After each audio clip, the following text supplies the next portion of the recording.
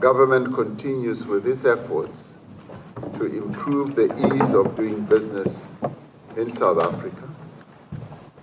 We want to enable investors to promote and operate their businesses in a manner that will enable them to pursue various opportunities in various sectors of the economy. We look forward to seeing more Nigerian companies investing in South Africa. In fact, we want to see Nigerian products on the shelves of South African shops.